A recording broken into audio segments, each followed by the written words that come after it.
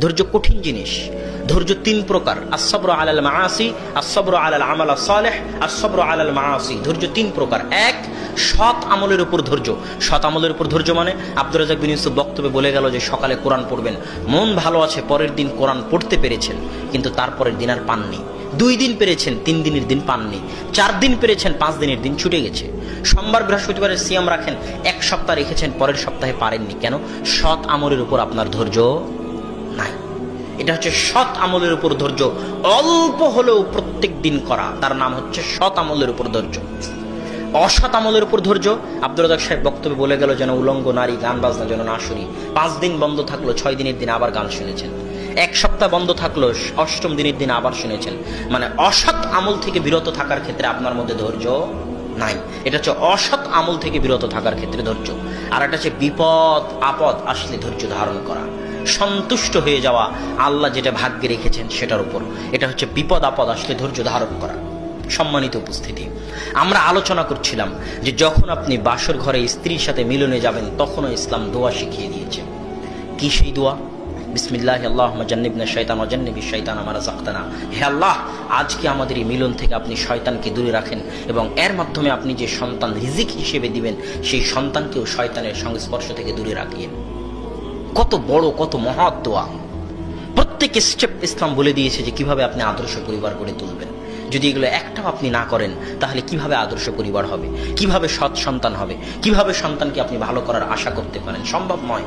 এগুলো step by step অনুসরণ করতে হবে। আল্লাহ আমাদের তৌফিক দিক, আল্লাহুম্মা আমিন। এবার যখন সন্তান মায়ের পেটে আসলো, 9 মাস 10 দিন এই সন্তান, 9 মাস 10 দিন মায়ের ঋতু বন্ধ থাকে, হাইজ বন্ধ থাকে। কেন? এই 9 মাস 10 দিন মায়ের রক্ত সন্তান খায়। সন্তান বেড়ে ওঠে, তার শরীর বেড়ে ওঠে মায়ের রক্ত থেকে, যেটা নাভির মাধ্যমে সন্তান গ্রহণ করে থাকে। এটা আল্লাহর সিস্টেম, আল্লাহ করে দিয়েছে এভাবে। তো এই 9 মাস 10 দিন মা যা কিছু করবে তার প্রভাব ওই সন্তানের উপর পড়বেই পড়বে। এই 9 মাস 10 দিন যদি মা কোরআন তেলাওয়াত না করে, সালাত আদায় না করে, ঝগড়াঝাটিতে ব্যস্ত থাকে, পরকীয়ায় ব্যস্ত থাকে, টিভি সিরিয়াল দেখায় ব্যস্ত থাকে, জেনায় ব্যস্ত থাকে, তাহলে প্রত্যেক কুকর্মের প্রভাব ওই নিষ্পাপ সন্তানের উপর পড়বে। শুধু তাই নয়, 2.5 বছর বয়স পর্যন্ত সন্তান মায়ের দুধ খেতে থাকবে।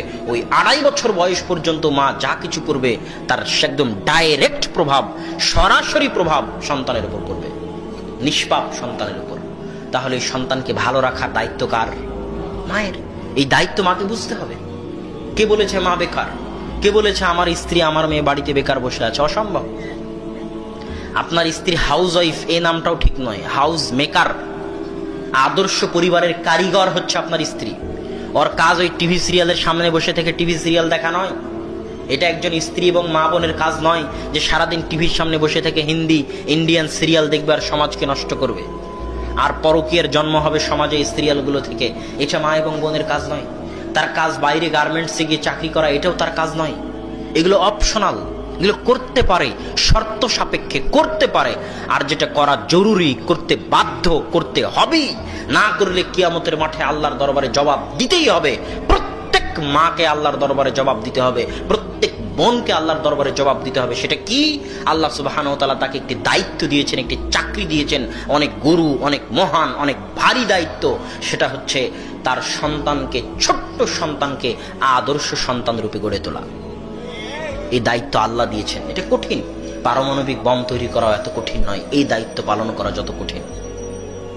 তাহলে 9 মাস 10 দিন থেকে শুরু করে 2.5 বছর বয়স পর্যন্ত মাকে অনেক সজাগ এবং সচেতন থাকতে হবে। মা যদি নেক কাজ করে, ওই যে ইহুদি খ্রিস্টানদের কথা আমার মাঝে মধ্যে মনে পড়ে। আমি একটা লেখা পড়েছিলাম, প্রবন্ধ, একটা গবেষণা, যে ইহুদিরা এত বুদ্ধিমান কেন হয়। ইহুদিরা কিন্তু পৃথিবীতে সবচেয়ে বুদ্ধিমান জাতি। অল্প সংখ্যায় কেউ ইহুদি ধর্ম গ্রহণ করতে পারবে না বাই বর্ন, জন্মগত ইহুদি না হলে। ইহুদিরা অনেক বুদ্ধিমান হয়। কেন?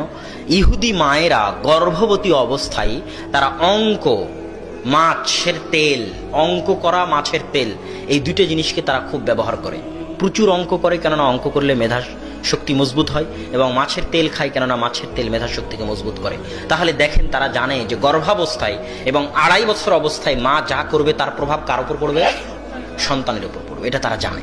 এই জন্য তারা এইভাবে প্ল্যান মাফিক আগায়। আর আমাদের মা এবং বোনেরা কিন্তু এটা জানে না, তাদেরকে জানতে হবে।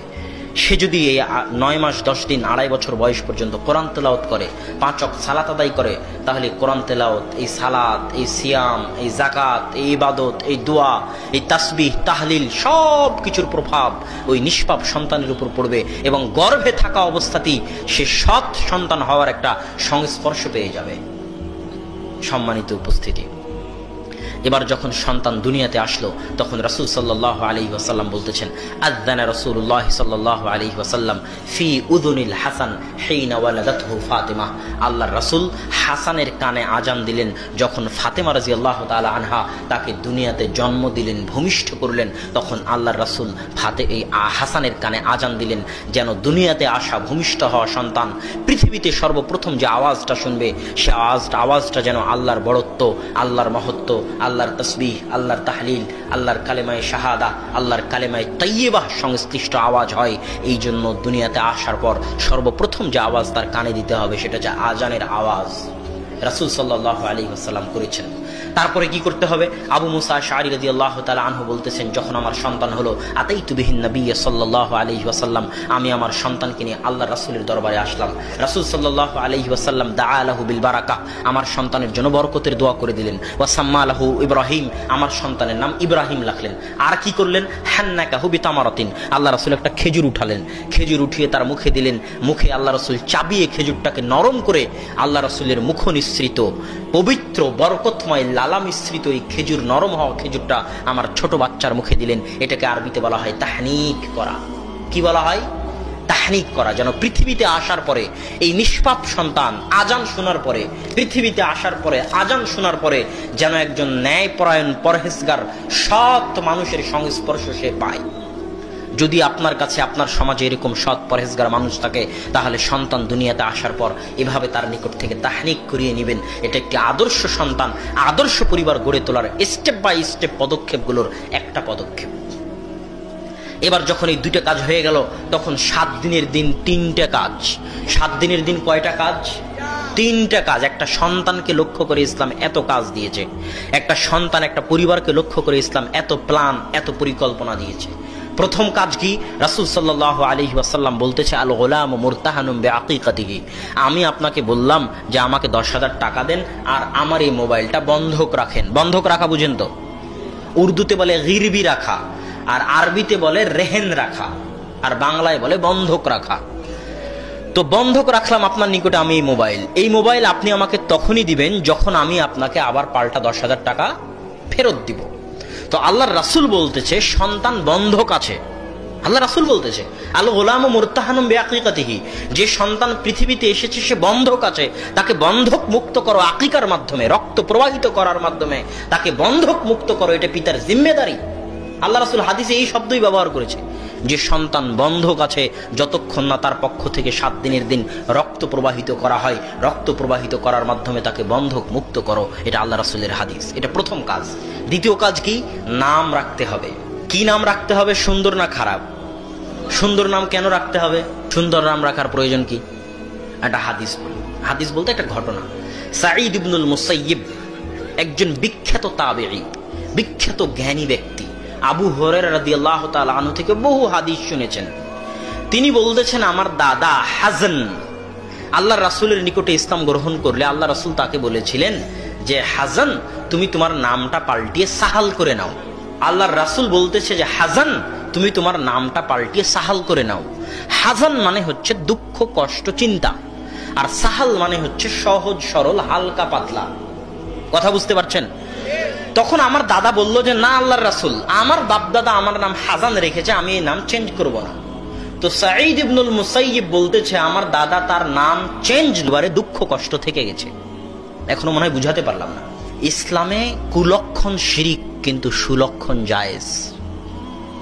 ইসলামে কুলক্ষণ শিরিক। কুলক্ষণ মানে আপনি রাস্তা পার হলেন, রাস্তা দিয়ে একটা বিড়াল চলে গেল, বললেন সামনে বিপদ আসতেছে, কুলক্ষণ শিরিক।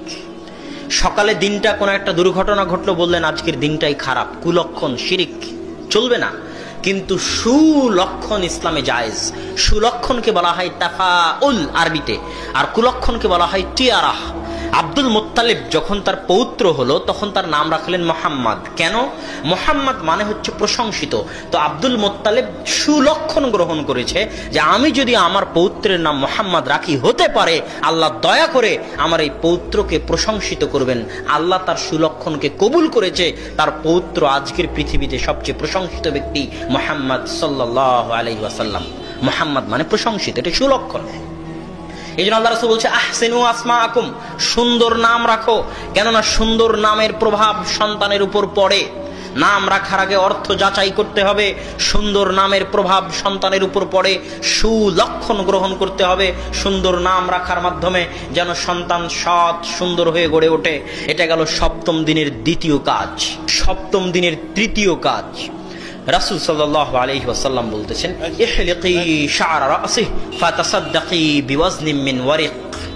সপ্তম দিনে, এই গত 7 দিনে সন্তানের মাথায় যত চুল গজিয়েছে সেই চুলকে ব্লেড দিয়ে কামিয়ে গ্রামের ওজনে সেটাকে মেপে কত গ্রাম হচ্ছে সেই গ্রাম সমপরিমাণ স্বর্ণ বা রৌপ্য আল্লাহর রাস্তায় দান করে দিতে হবে।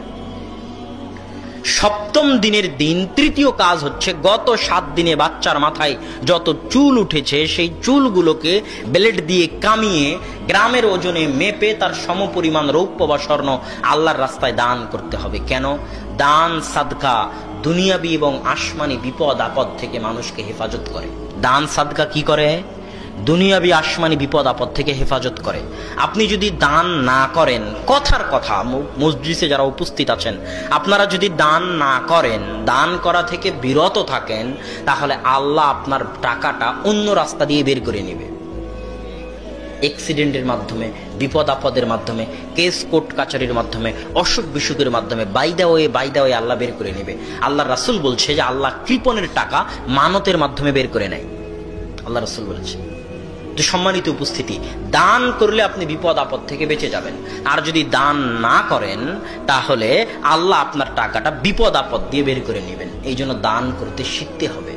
আর এখানে আরেকটা কথা আপনাকে বলি, এই যে কোরআন, এই কোরআনের শুরু থেকে নিয়ে শেষ পর্যন্ত কোথাও আপনি পাবেন না যে আল্লাহ আপনাকে আপনার টাকা দান করতে বলতেছে। এটা আল্লাহ কোথাও বলেনি।